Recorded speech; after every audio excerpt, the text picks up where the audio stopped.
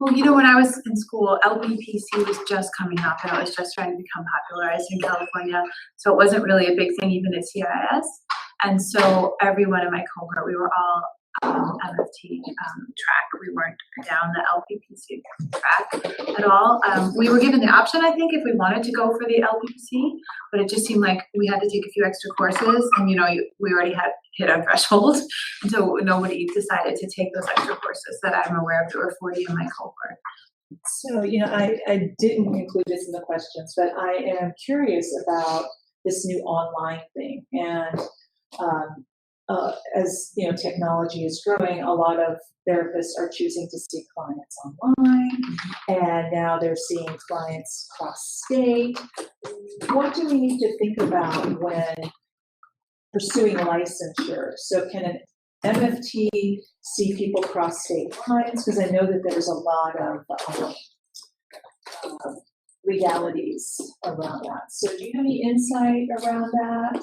We were talking before we started about online therapy, and neither one of us, so I don't do it. Yeah. Because given the kind of practice that I have in a mindfulness-based psychotherapy practice, you can't do that to a screen or on somebody on the telephone. So the only time I do a call of that nature is if somebody's away on vacation and needs to be in touch immediately. But in terms of the online, the regulations, your California license does not allow you to do online therapy with somebody who's sitting in another state. You have to be in the state where you're doing. The good news is reciprocity is about to happen. By the time most of you, if it takes you 3 or 4 years to get licensed, reciprocity will be coming right behind that. Reciprocity means that all 50 states will accept the MFT license from all 50 other states. Yay! And so when is that expected to? There's currently a national group working on that. And California has reluctantly, but finally last year joined the coalition. So it should be coming. It has to be passed through the legislature, which is being seen as a job enhancement bill, so they will pass it. But that takes at least a year, and then there's some prep time to get it. Fantastic. Well, that's great to know. I just wanted to comment on the online thing as well. I feel as if the online misses the gestalt of the person sitting across the room, the energy that they give off, the expressions, their body language. And so I haven't been a fan for online. I haven't practiced with that as a even though I love technology, I'm not quite comfortable with that in my practice. And I've been on the other end too, where I have received online counseling with my therapist, and just because I was away on vacation, and I really missed a lot in just the interaction on the screen.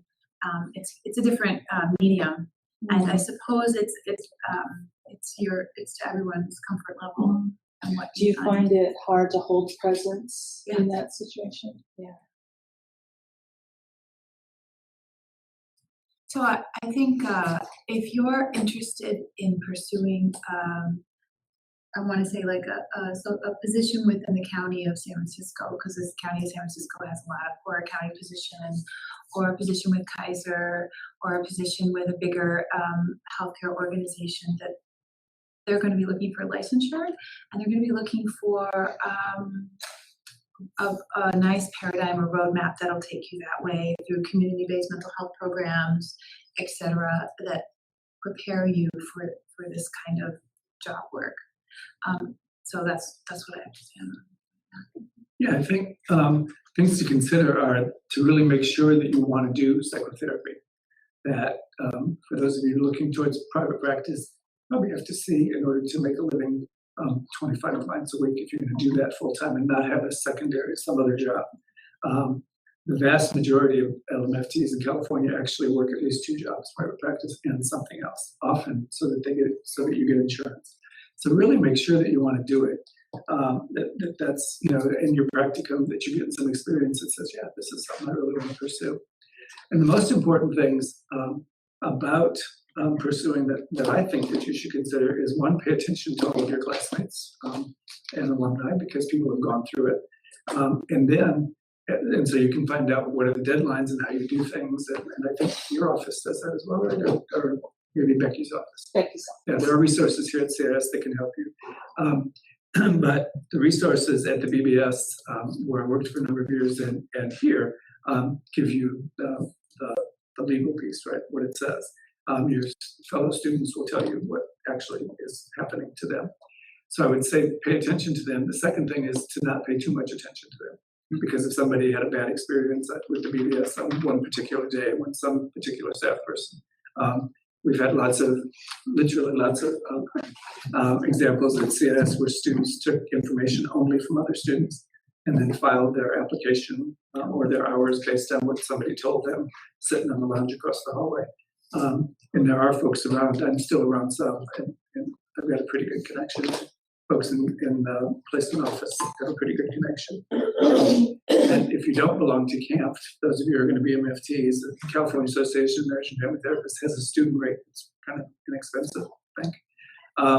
And they have a legal department that, unlike almost any organization I've ever belonged to before, if you call them and say, I'm concerned about, I had a DUI 5 years ago, and is that going to affect my license? Or my hours were signed by somebody who's were not signed. We had this case last year.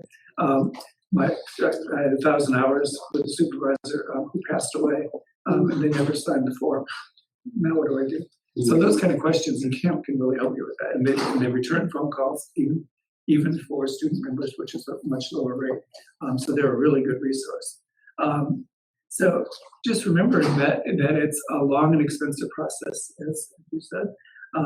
It's 3,000 hours. It's working at intern associate rates,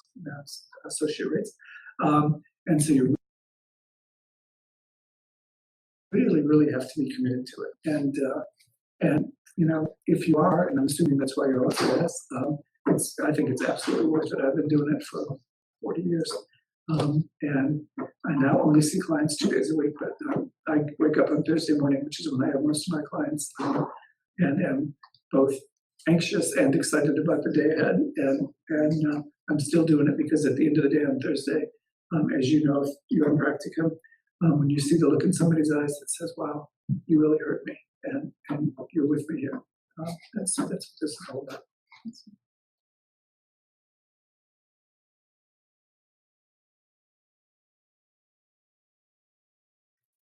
Well, I had 3 children. I still do. That's good. I didn't lose them. And I had a full-time job, as I said, and I had full-time graduate school and then an internship. And I was still under a lot of pressure to not dial home dinner, cook and shop and clean and do all that stuff. So I think work-life balance is a myth during that period, and that it is a time that you really take for yourself. And I definitely took that time to really, but it's a short time in the span of life itself. It's, more or less 6 years of your life that you're really devoting to this. And it sets a good path for your life in general. You learn how to be present in your life. There isn't a lot of wasted time. There's not a lot of time idling on YouTube because you just don't have time for that. And I became really focused in what I needed to do. And having said that, just piggybacking off of what you said, whatever work you do in your internship or practicum, make sure you keep detailed notes and make sure your hours get signed every week. Don't wait, and don't ever, if it doesn't look like the 4, it looks like a 4, it could be a 6, make sure it looks like a 4, and don't cross it out the wrong way. Start a new piece of paper and make everything perfect. And make copies of everything, because it is true that they go over your paper with a fine-tooth comb. They will call your supervisor if they need to. So be prepared to be fastidious in all your record keeping. And so in order to do that, you have to be super organized, highly organized, because you're going to be working a job, because unless you have a partner that's willing to support you, you have to have some kind of income stream, and then you're going to be working your practicum or your internship. So, and mine were mostly unpaid, and so it's a lot of free hours of work, which are beautiful work, but it's a lot of extra time away, and then your family life. So you, and that's a great thing about the weekend program. I was able to just kind of push it into a particular weekend once a month, and it was manageable for me. But otherwise, it's hard. And the good news is, because it was so hard to get the license, that I think every one of the people that went through my cohort were all really square about how we treat our license, and we covet the license and don't do anything to jeopardize the license. And I think that's also really important moving forward, to understand that this is something you'll have forever as long as you take care of it and take care of yourself with it. And I think those two go hand in hand. Yeah, how many of you have a self-care plan as graduate students? So we sort of agree and sort of disagree on that one. I think that you absolutely must have a self-care plan. And when I ask students the first week of class, always I ask, because it's so important, and people say, I say, what is it? And you can all smile along. Yoga and walking by the ocean, hiking and going up Mount Tamalpais. And then I let everybody take a couple of deep breaths and say, when is the last time you did any of that? And it's usually just before the semester started or before they got to CIS. And it's, I think it's critical as you're going through that 6 years or however many years it's going to be for you, depending on how rapid you're going to go. Absolutely critical not to have just the job, the career, the license be your only goal, because the kind of people you are that brought you to this school versus the other 94 MFT programs in California is because you want to be centered and balanced in a certain kind of way, and you want to be present with clients in a certain kind of way. And there's an old expression that says you can't pour water from a broken vessel. And so if you're all depleted when you get to therapy,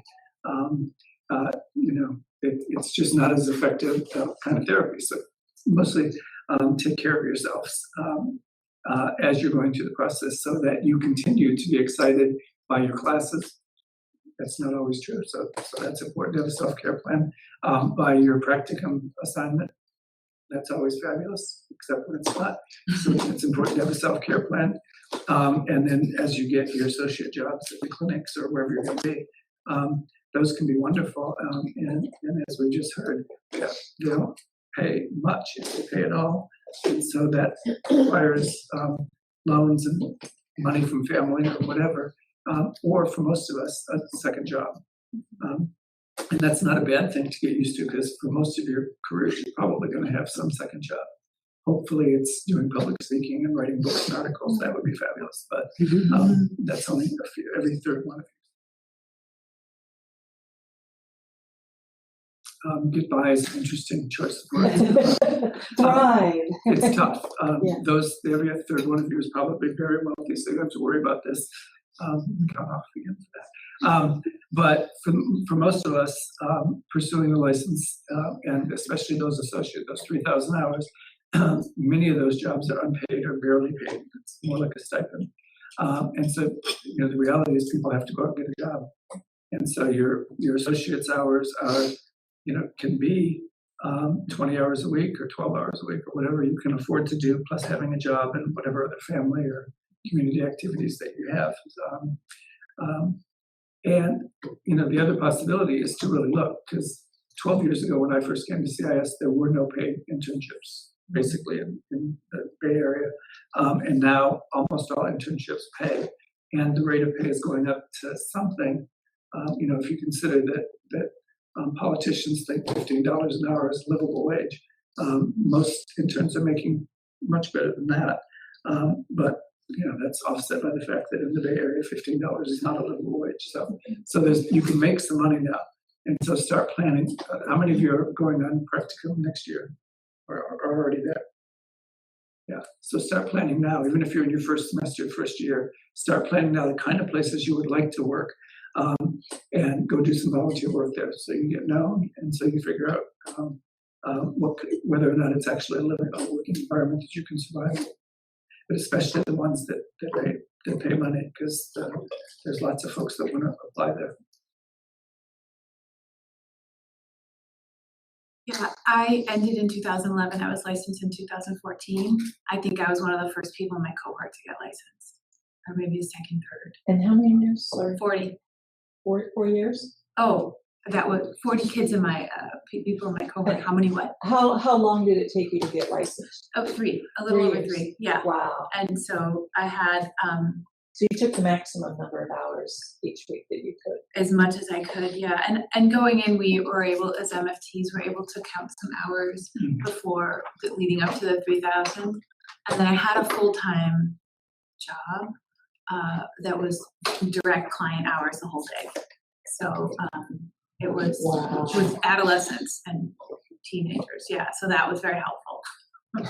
Do students typically take 3 years And it or was longer? Many students take a lot longer. Applicants, students take a lot longer than that. I've had 4 interns in my private practice in the last couple of years, and all 4 of them finished in 2.5 years. Yeah. Which is the minimum that you can do, just Wow. because that's the kind of work that was getting done and the number of hours. So they went full force. They went full force, and you need to find, as you just said, really important. You need to find a supervisor who you can work with, and a supervisor who will count hours the way that you're earning them. Because some supervisors only count 1-hour sessions face to face with a client, and others count group work and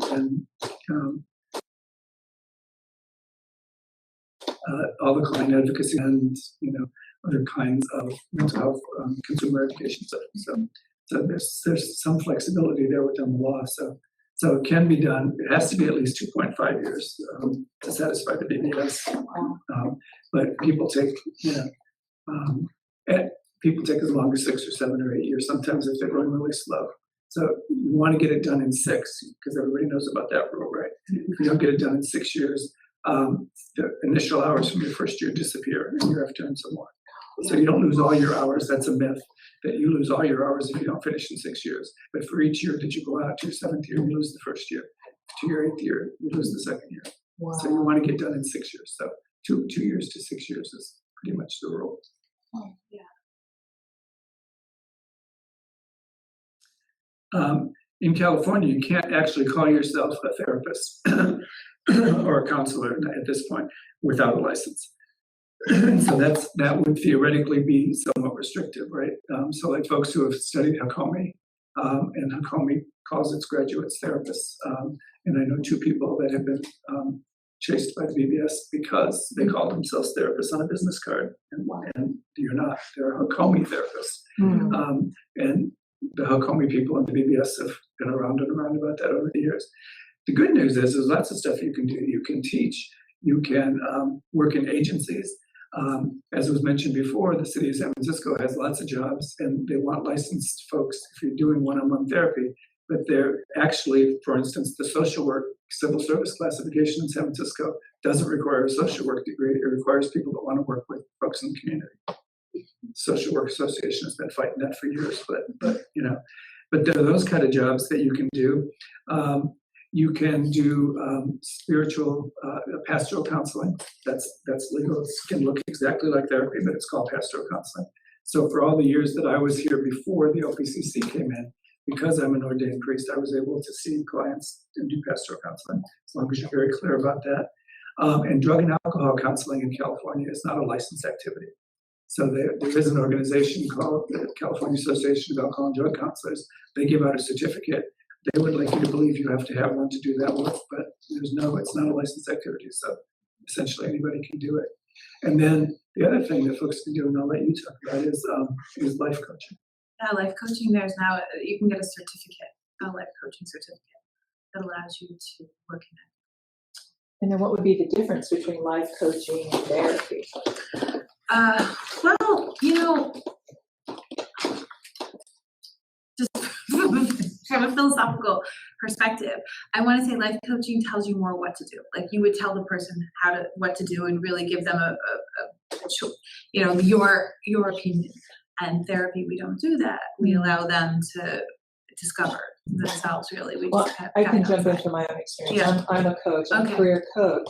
And coaching doesn't necessarily tell you what to do. It works with the here and now and where you want to go and helps you to get to your goals. We help clients find the answer within them to get to that goal, but we don't go into the past, we don't go into, relationships with parents or anything like that. And so as I'm told that as a life coach or as a coach in general, you can't call your services therapy. Is that correct? Yeah. Around the legalities? For LPCCs and MFTs, what the law in California says is that they will do a few things: diagnosis, prognosis, treatment planning, treatment, and evaluation. And so for anybody else, the real catch for Hakomi people and life coaches is that you can't do any diagnosis, prognosis, or treatment. So you can't call what you're doing treatment. And so that, it's a bit of an issue because a lot of people come and want a super bill, or they want, if you're an out-of-network provider, you provide them with a bill of services, which includes a diagnosis and the CPT code and you can't do that if you're not a licensed provider. And so a lot of people will see you even though you're not on their insurance panel because they'll get a 90% or 70% or whatever their insurance company reimburses them. And so you do that.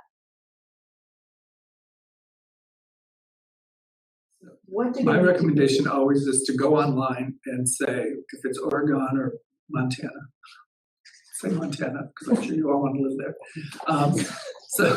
So you go online and just look up Montana MFT, and you normally get a bunch of ads for selling stuff to MFTs. But scroll through those and you'll find two things. One is the licensing board in Montana, whoever it is that licenses MFTs. And so you want to pull up the education and practicum requirements from that state, and all 50 states are available because we've done it here at CIS over the last few years.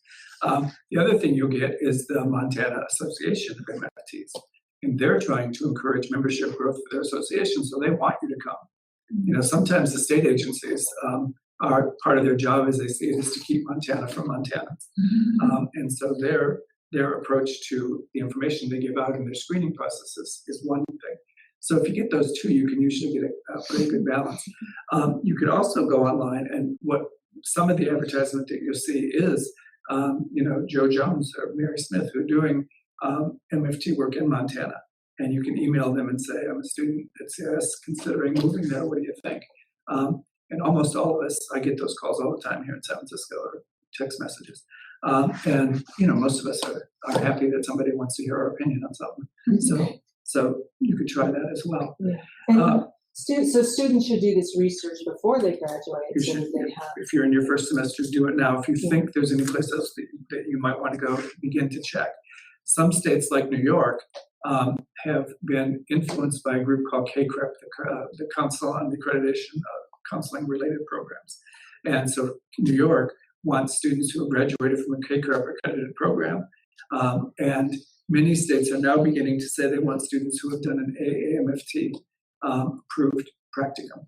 So you need to know if that's what the state says. It's almost always, including New York.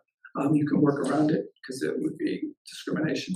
But the reason for that is KCREP, that accrediting agency, is huge in the South, like the southeastern states, and a little bit in the northeastern states. But in California, of the 94 MFT programs, only 8 of them have one of those accreditations. So it's not a thing out here, so it's fine if you're out here or in most of the western part of the country, because it's seen as an East Coast elitist kind of organization thing.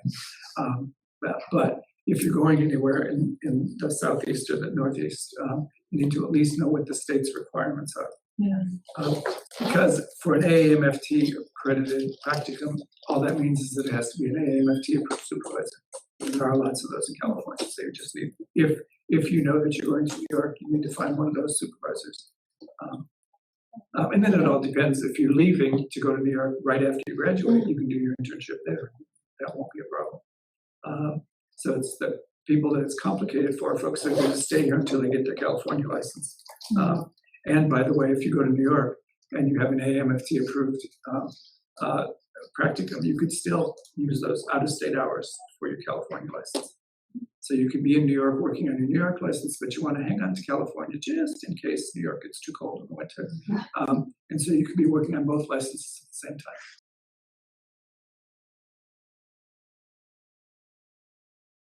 time. Practicum, almost no state actually cares about that. Practicum is something you have to get to graduate. Good. Okay. And like the the LPCC in California, you have to have 280 hours, but no, if you call BBS when you're done, they're not very particular about what those look like. Okay, fantastic. Because they don't count towards the 3,000.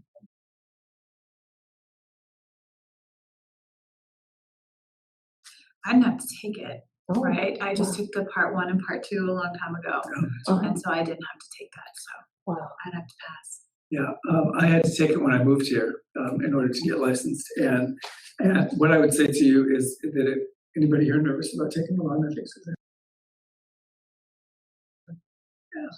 No, I wasn't either. And what I did was think that if I've been practicing for a long time and I'm an ethical sort of person, and so of course I'll be able to pass the test. Well, the BBS will send you, or PSI, their testing organization, will send you a little booklet that has a couple sample exams in it. And so about a week before I was scheduled for the exam, I thought, let me just take this out and give it a practice.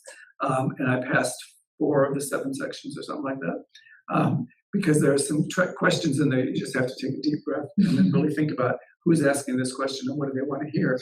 And remember that they're asking for the best answer of the 4 that you're picking.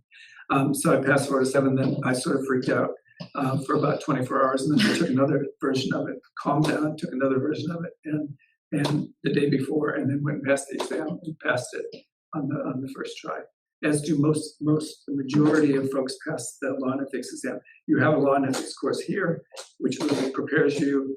And I teach that course once in a while. And one of the things taught it this past summer, one of the things I tell people is there's MFT has California MFT has a compendium on law and ethics. It costs like $30. And it's all these articles that they've put together and they update it every year. And so before you all have to take that exam while you're an associate. And so before you take it, it's worth just sort of taking a look at that compendium, and you could 3 or 4 of you could buy it and share it back and forth. It's called the compendium, and you can just order it online from them. You don't have to be a member to order it. I think you get a cheaper rate if you are a member. So I just wanted to throw this out there regarding those not pursuing licensure. Another thing that you can do without having a licensure is do what I do, career advising. And you can also work for government and work in policies in that area as well. So the other thing I want to say is, like, if you decide not to pursue licensing, you don't have to take every 2 years. You have to have 36 hours of CEUs or whatever, 6 of which have to be law and ethics, and the rest are whatever you'd like them to be. But 6 have to be law and ethics, so you don't have to take that extra continuing education. And one of the things about those continuing hours that you should also be planning on now is the scope of competency piece. The scope of practice is the license. Scope of competence is what you can do. And people end up taking those 30 hours other than the ethics. A lot of times it's by whatever's available in December when your license is up. I took mine throughout the years. I took the first, after I graduated, took the first group, actually 40 hours in child and adolescent psychotherapy, and got a postgrad certificate from Boston University. And then when I came out here, I did another one in alcohol and chemical dependency.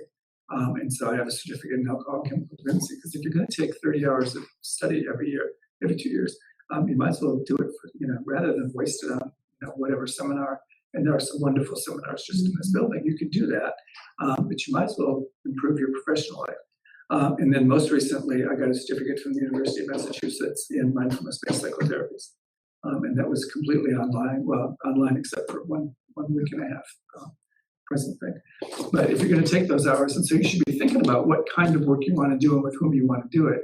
You can get certificates in working with LGBTQ folks. You can get certificates with working with folks in minority communities, African American, Latino. There are certificates available, certificates in gerontology if you want to work with folks my age, certificates in child and adolescent. So there's lots of things you can do, and you don't get a lot of most of those things here at the CRS, just because, or any other graduate school in California, because the 60 units of required study is so jammed with requirements, especially on the LPCC side, that there's not a lot of room for studying mindfulness-based psychotherapy. ICP, I think you actually take a course, right? There you go. And community mental health, there's a course. So those are things you can plan on. It's like you don't have to feel bad now that you're missing out on, doing a lot of work with DBT, because you can use your continuing ed hours in your first 2 years to do DBT certification. So this will be my last question, and I'll open it up for questions online and in the room. But I often have students come to me, they're not quite sure which area they want to go. And I tell them that pursuing licensure will give them more flexibility. I'm just wondering your thoughts on that. Yeah, I think it affords a lot of flexibility wherever you want to work. If you want to work in private practice, or for community-based mental health service here in San Francisco, or wherever you'd like to work. It also it builds collegiate network. There's lots of people who are licensed. I also have the Camp Association, so there's a huge association that I'm a member with. That's helpful. I also am working on writing something, and so I feel like that lends legitimacy to when you want to publish. If you want to publish, that's helpful. To supervise others, if you enjoy working and helping someone grow, I think you have to have a license for that. You have to be licensed, I think, for 2 years in order to supervise other people, and I think that can be very rewarding. And so there's lots of reasons. Also, if you wanted to move across, like, to Oregon or something, you're done with the $7 million homes here, and you want to move to Oregon. It's pretty clear on the internet. You can see what you need, what the requirements are for all the other states, and I think it's easier to transfer your license once you are licensed already than if you wanted to wait. And I also encourage you to, if you decide to license, to do it as soon as possible from your time leaving school, just because it stays fresh in your mind and you're more in that work mode. Yeah, I agree. If you spend $100,000 on a master's degree to be a licensed therapist, I encourage all students, and some of them will tell you it gets on the borderline of nagging, but I encourage folks to go ahead and get the license, even if in this moment you're thinking, I'm never going to do private practice. There are jobs, as you referred to, in the city and county and state, where they ask for, I've had a couple of them where they ask for a licensed professional, even though you're not doing licensed work in the job. I was the director of HIV prevention for the city and county of San Francisco for a few years, and they wanted a licensed clinician in the job, but I didn't see any clients through that job. I had my own thing going on. So, but if you get the license, it's good forever. The only requirement would be you don't even have to see any clients during the subsequent years. You just have to take the 20 units of continuing education, which most of you will do anyway, just because you're that kind of people. And you're going to be taking some seminars or workshops, and all of that stuff counts. 36. Yeah, the 6 takes one. Yeah. And that continuing education has to be approved by the board?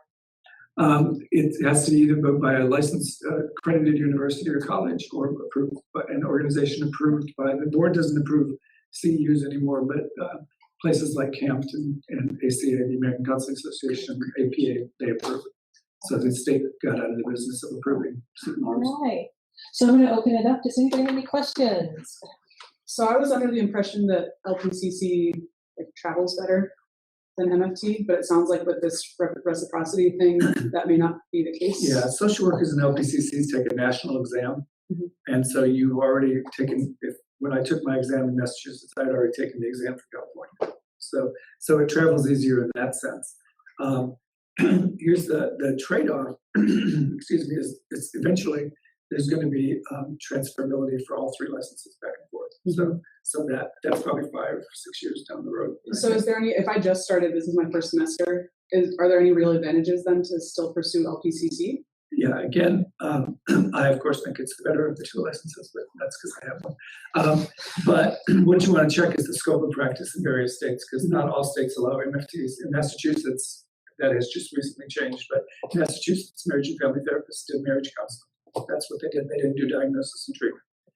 That's changing now, so that has changed. So you really want to check the state that you're going to make sure. LPCC is a clinical counselor, which means specializing in diagnosis, prognosis, and treatment, right?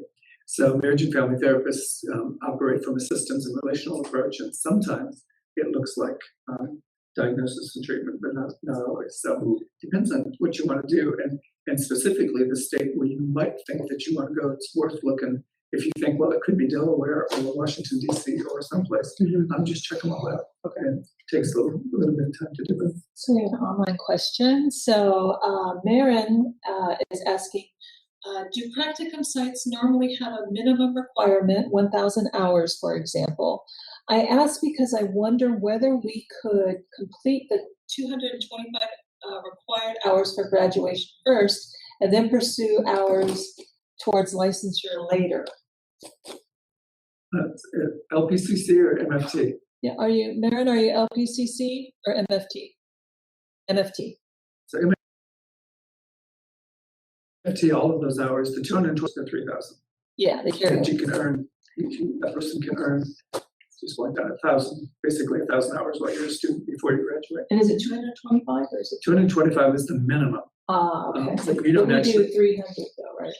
Don't we do 300 hours practicum? Almost all practicum students get way more than 225.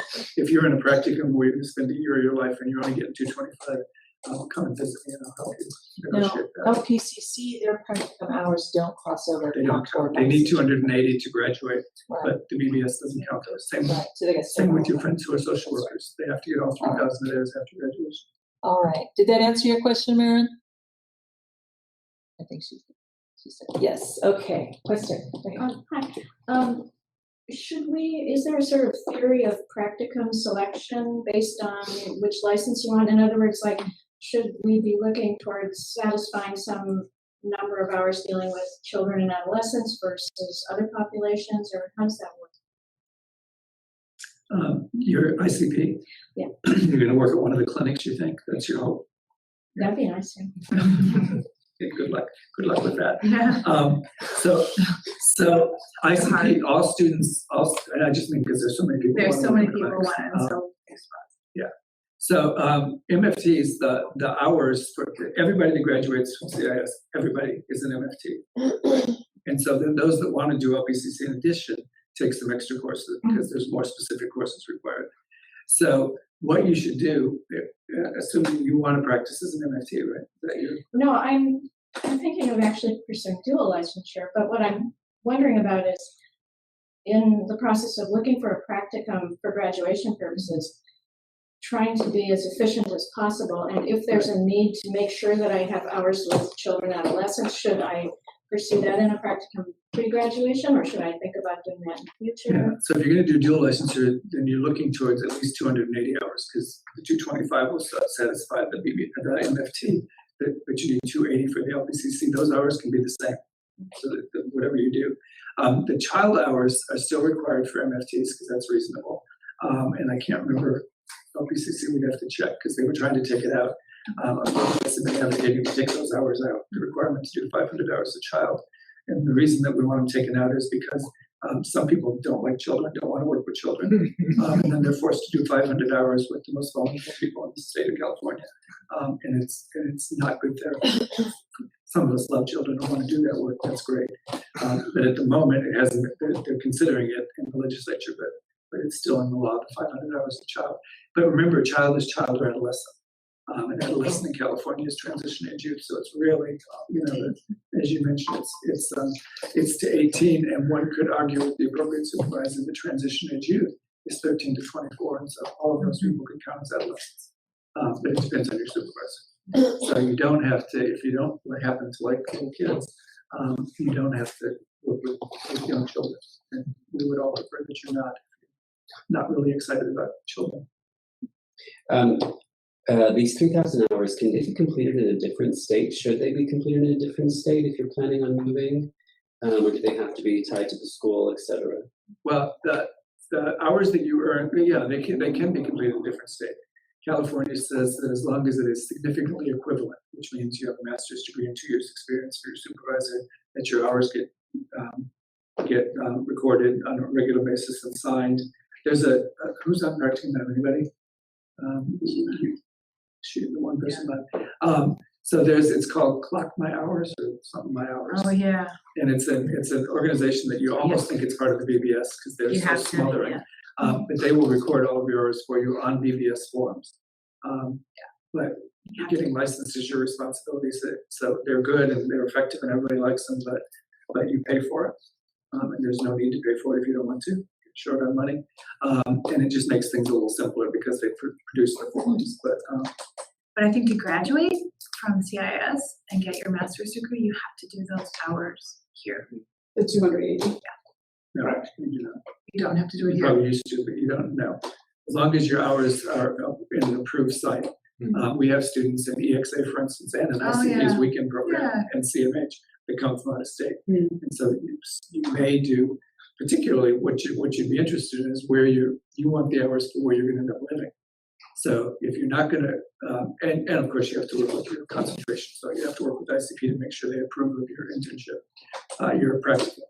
But the applicability of those hours goes with the state where you're going to license. So if you're not licensing with the BBS in California, you don't need to pay attention to any of the BBS stuff. You need to pay attention to the Oregon or Montana or Massachusetts schools. Would it be a bad idea then to get some of the hours in one state and some of the hours in a different state? Or is it?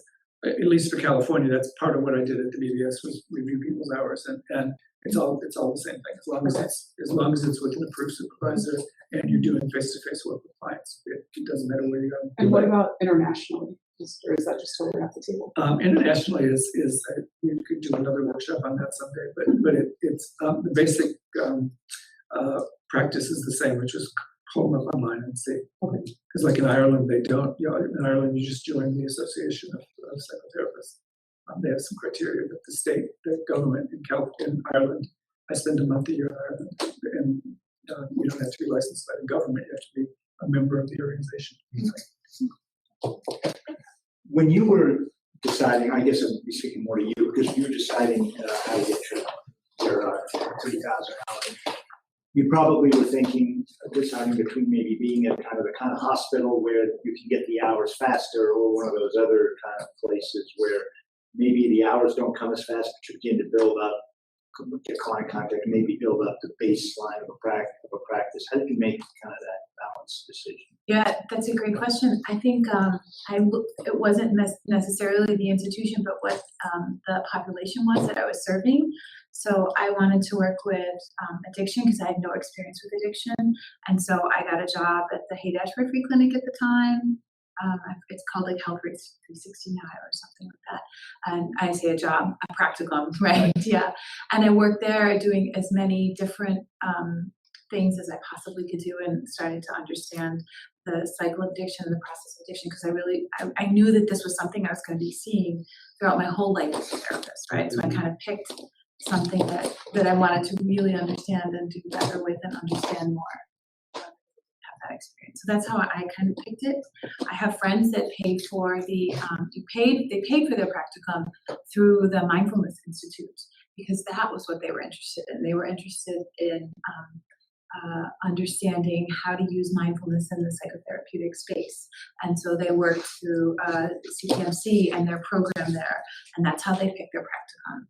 And so I think we all kind of decided like we wanted to figure out, my cohort, what were our interests or where do we want to grow and go from there. It wasn't, I guess I was also thinking beyond practical. I'm talking about where you're getting your intern hours, your associate hours. Those, was that also in your head? So for you, it wasn't about building a practice ahead of time. It wasn't about building a practice ahead of time. My thing was really kind of understanding the range so I could understand where I wanted to go, right? Like I had no idea what it was going to be like working with adolescents in that space or addiction in that space or working with couples. And so when I started working with couples, I really enjoyed it. And then I realized, oh, this is what I want to pursue. So I think it's important to kind of get a breadth. So you know, like, oh, wow, this is really fascinating for me. I want to learn more. And that might be where you're naturally inclined to want to go, whatever that looks like. And it could be community-based mental health, whatever you want, whatever is interesting. Does that answer the question? I think part of your question is that the 4 interns that I've had over the last couple of years all took clients with them when they left and started their own private practices. 2 of them actually still work in my office. They now rent space. But they took clients with them. And by the way, all 4 of them also got second jobs. But in terms of building up your private practice, it's hard to do in the beginning to get enough clients to make a living. And so my feeling is really strongly that if you have clients that you're seeing as an associate intern, that you should be able to take them with you when you go. clients are willing to help, and it frequently works out. So we are coming up on the hour, unless you have time. We have the room booked, unless you have a few more extra minutes to answer questions. All right, and then we also have a couple online too. So let's go ahead. So I definitely want to work with therapeutic touch in my career, and I'm wondering how, like, if getting a license would be restrictive in that area. Excellent question. From what I understood at the time when I got my licensure, if you're a CMT, a certified massage therapist, you are allowed to practice touch.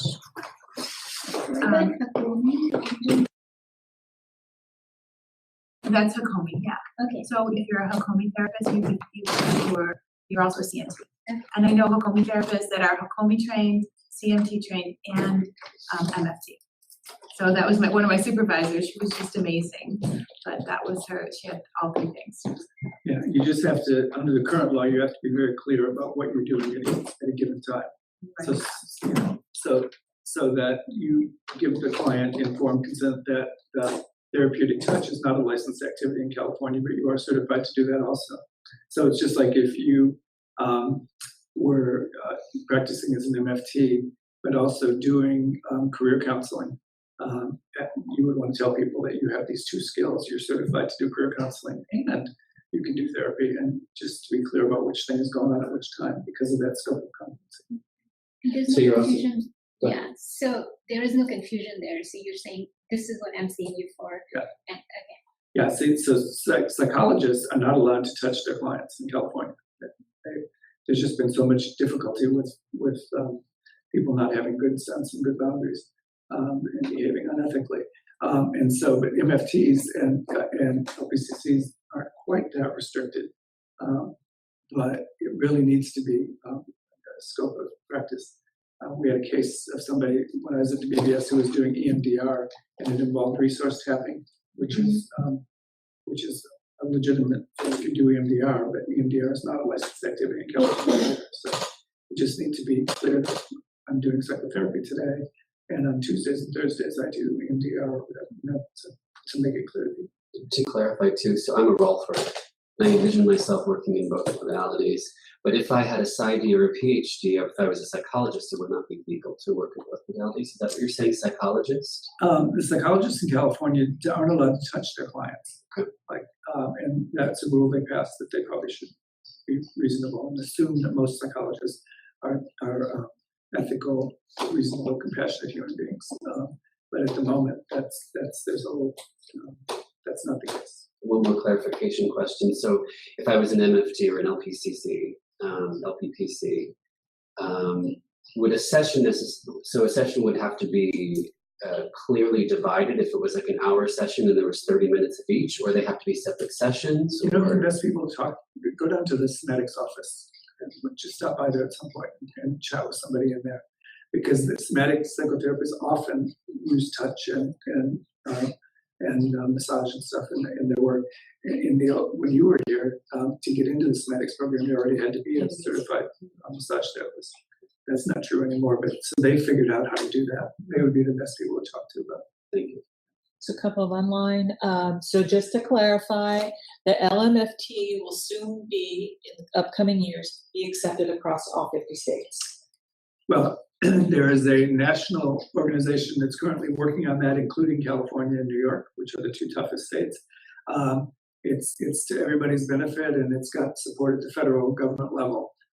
So can't guarantee it. You know, if somebody wants to go to Montana, they may decide to sit out because they don't want Californians and New Yorkers coming to Montana. But so it is, all systems seem to be go. Everybody believes it will pass and that it will be in the next couple of years. Okay, and the other question, I'm curious to hear you say about self-care is a myth, and can you speak more about that? I've been meaning it too. Self-care, that I said self-care is a myth.